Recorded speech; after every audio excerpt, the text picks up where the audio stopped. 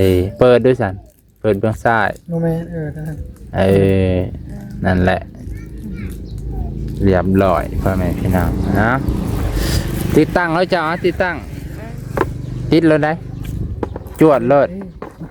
เอ้าขอบมุกขอบใจเด้อ ใจเด้อทางเรา บ่าวนงนั่นแหละ เพิ่นมาซอยซื้อโซลาเซลล์ให้เด้อให้คนอยู่ดีไม่แห้งได้สุขภาพแข็งได้ให้ทำให้มีกว่าเก่าได้ไปใส่กระเดินทางตลอดปลอดภัยได้เอ้ย สาธุบ่าวนงหับพรน้ำเพิ่นแล้ว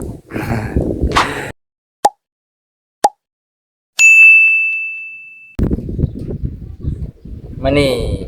บ่าวนงก็ได้มาเยี่ยมยามน้องนกยิงท้องแก่นะพี่น้องเสียงกาเมื่อก่อนนี่ก็มาแล้วแต่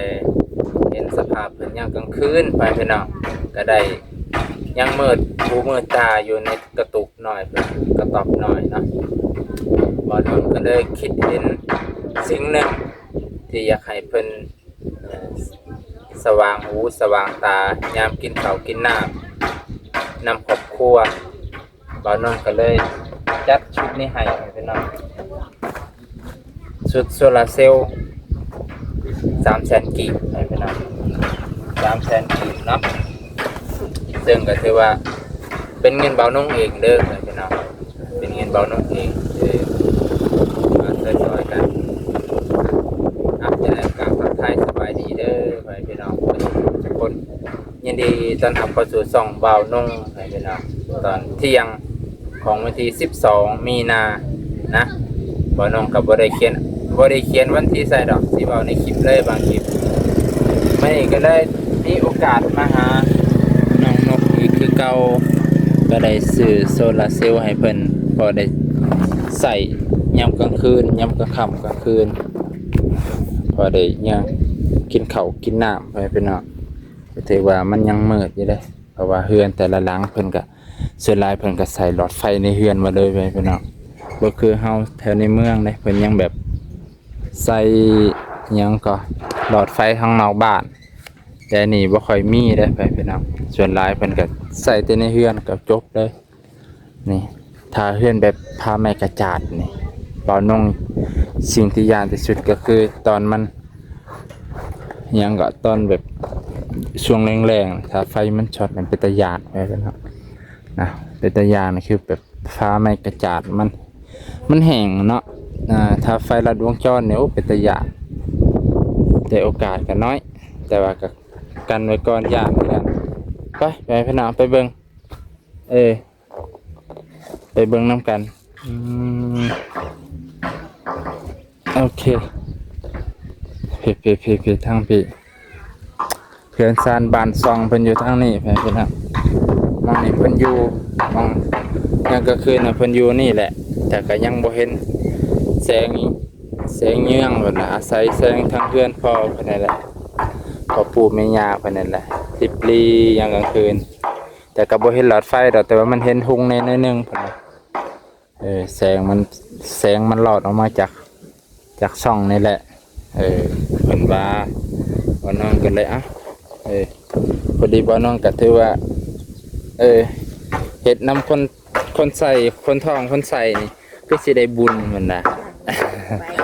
สบายดีมื้อนี้เอานี่มาฝากเอามาให้บ่แม่นเอามาฝากเอามาให้เลย เอามาให้เด้อไต่ยามกลางคืนพอได้กินข้าวกินน้ำสะดวกสบายไฟพอไฟแม่เป็นที่ก็บ่เห็นจักมันออกมองได้แหละขอให้เด็กได้คนใส่ดักน้ำอยู่ตารางในบ่มีอยู่ตารางในบ่มีอยู่ทางเรือนแบบว่าคุณดอกนาบ่าวอีกนาสาวอีกแสงมันหลอดเข้ามามาอีดอกอีกก่อนดอกหน่อยหนึ่งมีแต่ทางบ้านมีแต่ในบ้านดอกนึงส่วนหลายเขาจังซี่เนาะแถวบ้านเขตนอกเนาะเขาบ่อยากใส่ลายดอดเขาก็ย่านเปลืองไผคือกันส่วนลายดอดเพื่อนละล้างเพื่อนละหลอดนะทั้งทึ่งทั้งลมพอได้ไต่อันนี้ก็บ่ฮู้ว่าเขาติดตั้งจังได๋ติดตั้งเป็นบ่ลองเบิ่งเด้อเจ้าลองแกะเบิ่งไอ้ล่ะ ลองติดตั้งเบิ่งนี่แหละแดดๆนี่พึ่งไว้เลยโดยติดตั้งตอนมันแดดนี่แหละจะไหนมันห่มจะมันห่มแห้งสิบ่ได้เก็บพลังแสงอาทิตย์ไว้ไอ้ลาเพิ่นสิแกะออกมาไปนะตัวนั้นแบบหันใส่มองยึดเอาบ่ยึดก็ได้ดอกเอาบ่มีหยังสิไปหันใส่ได้แกะเอาถ่านไหมแกะเอาถ่านใส่รีโมทโหลดมันโอ้ไอ้เพิ่นน่ะ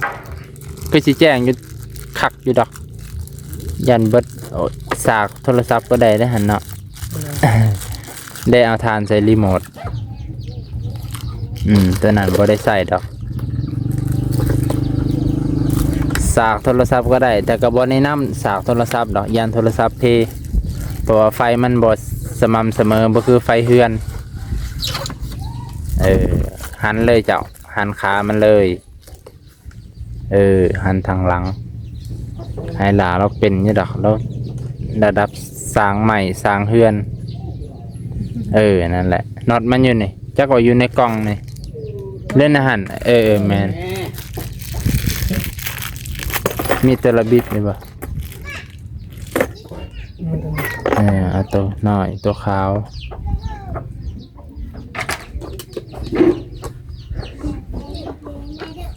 ใส่มองเฮือนอันนี้ก็ได้ที่เนาะมาเสนี่แต่มองตัวตากในที่สิบ่มีบ่ให้เอาไว้ทางหลังนี่ถึงเอาไว้ทางเทิงแต่ก็หอยไว้มองนี่ยิ่งเขานี่แจ้งจังปาง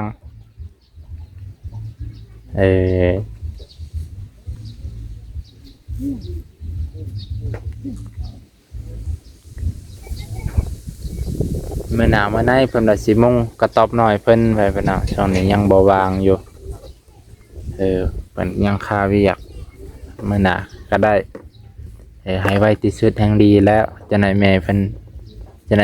เห็นอีกแหละเถื่อมืออื่นมันเลยสิมึงตอนเช้าโอ้คันเป็นไปได้เอาเสาใหญ่ซำนี้เนาะทางหน้าสูงทางหน้าต่ำให้มันสั้นๆนี่เห็นว่ายานให้กันได้เว้ยเนาะให้มันสูงๆแห่งดีแล้วอันนี้คือว่าเพียงเลยอันนี้คือว่าเพียงให้มันสูงพอบัดยืนได้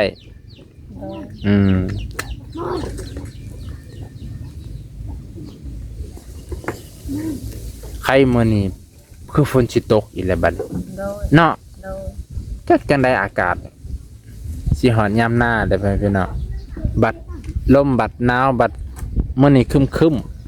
ๆอากาศสิครึมๆไปพี่น้องพอมื้อนี้ลมพร้อมมันกำลังเต่าโฮมอีก 2-3 มื้อก็ฝนตกได้บาดไปใช้ก็ยากตัวนั้นน่ะเสียบใส่ตัวไอลาจับ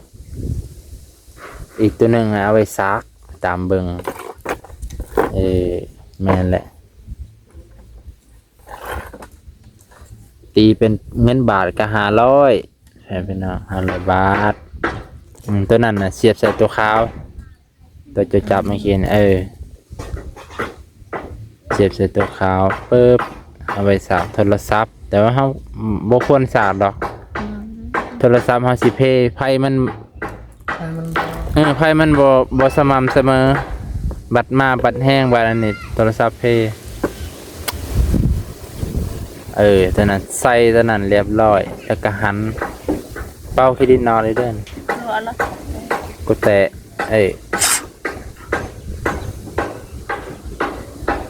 ครับมันจะมีล็อกของมันดอกเดี๋ยวบอกเบื้องล็อกตามหูมันถูกต้องหันไส้บาดยันน้ำเขาก็จิกันน้ำอยู่เด็กที่เนาะกันน้ำได้ยี่ดอกระดับนี่คอยให้น้ำคืออยู่เพื่อนคอยน้ำมันอัง ช็อตเลย เออ แต่ว่าตัวนี้หันใช้ได้ตลอดเลยถึกน้ำถึกฝนสบายตัวสากใส่รีโมทไหมเอารีโมทใส่เอาทานใส่รีโมทหันออกบ่ ให้ออกในวันอะไร หันออกแล้วบ่ให้ขามันงะออกเลยถ้าเขาหันจะไหนบุตะบิดสี่เหลี่ยมพร้อมบ่มีตะบิดดอกต้องมีข่อยก็บ่มีตะบิดเลยนี่ หกลี ตะบิดหกเหลี่ยมบ่มีเขาบ่ได้แถมตะบิด บ่มี แกะทาน แกะทานใส่ลองเปิดเบิ่งรีโมทนี่คักอยู่เด้อยามอยากหมอดก็กดแป๊บ เนอะ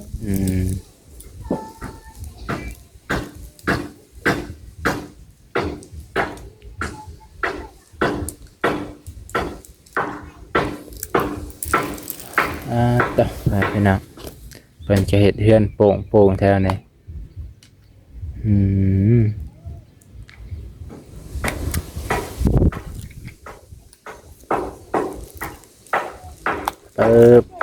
ลองเปิดเบิ่ง บ่โหก็ได้ ตัวแดง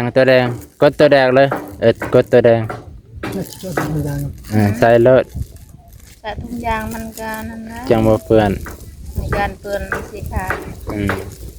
อย่าถึกหน้าถึกในเนาะจะลองกดตัวแดงเบิ่งนะพุ่งบ่ เลยคือบ่หุงอะไรอ่ะบ่แม่นตายเลยพี่จัก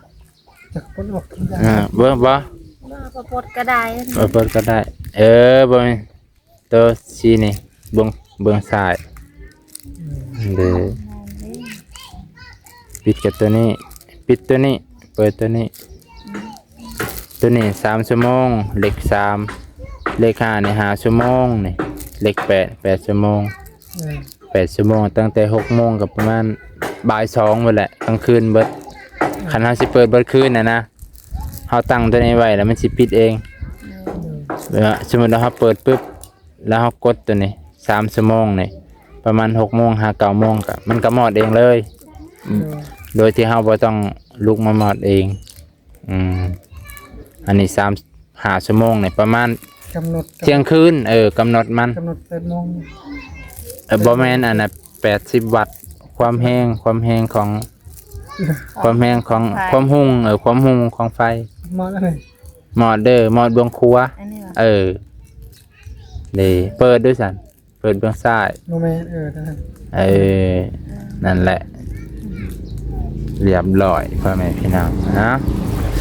ติดตั้งแล้วจ้าติดตั้งติดแล้วได้จวดเลยติดตั้งแล้วตอนนี้ ตอนนี้เพิ่นกำลังติดตั้งไว้ตากแดดให้มันกะก่อนแต่ว่าอากาศบ่กล้าพ่อแม่พี่น้องมานี่เบิ่งผู้มืดครึ้มคล้ายจะฝนจะตกแล้วแต่ว่าเพิ่นก็สิต้อนรับฝนอย่างดีแล้วมื้อนี้บ่มื้อนี้ก็มื้ออื่นแล้วฝนนี่คือสิมาเพราะว่าจังได๋ก็เขาว่าวันพฤหัสเอามื้อนี้แต่วันพฤหัสเนาะเขาว่าฝนสิตกยันบ่มันตกหม้องอื่นนั่นแหละพี่น้องตกมื้อบ่อนอื่นมันก็เลยครึ้มทางเฮาว่าหันก็ได้ดอกยังกลางคืนคอยอวยหายามกินข้าวกินน้ำจังเอาไว้ทางนอกก็ได้ก็ให้มันแจ้งแฟนพี่น้องมันนี่ก็ถือว่าเอาอุปกรณ์ความแสงสว่างทางด้านสว่างหูสว่างตาให้เพิ่นได้สบายอยู่กินข้าวพร้อมหน้าพร้อมตากันบ่ต้องจกตากันแล้วบัดนี้ขอบใจเด้อ ใจเด้อทางเรา บ่าวนงนั่นแหละ เพิ่นมาซอยซื้อโซลาเซลล์ให้เด้อให้คนอยู่ดีไม่แห้งได้สุขภาพแข็งได้ให้ทำให้มีกว่าเก่าได้ไปใส่ก็เดินทางตลอดปลอดภัยได้เอ้ย สาธุบ่าวนงรับพรน้ำเพิ่นแล้วเป็น ให้พรดีดีไปพี่น้องไปใส่ไกตลอดปลอดภัยขึ้นแนวลงใต้ก็มีให้ผู้หักผู้แพงบุญรักษาเทวดาคุ้มครองนั่นแหละอ้าว โดย เจ้าก็คือกันให้อยู่ดีมีแห้งให้ได้เฮือนไวๆเนาะ สาธุ ได้เฮือนไวๆซะไปพี่น้องก็สิจบเพียงเท่านี้กันเด้อมื้อนี้เบิ่งท้องฟ้าอากาศตกแน่นอนไปพี่น้องตกแน่นอนพุ่นฟ้าตกมืดมาหมดแล้วขอบใจหลายๆพี่น้องที่รับชมบรรยากาศของเฮือนน้องนกเพิ่นมื้อนี้มาเยี่ยมยามเพิ่นอำแพงโซลาร์เซลล์มาฝากคือเก่าให้พี่น้อง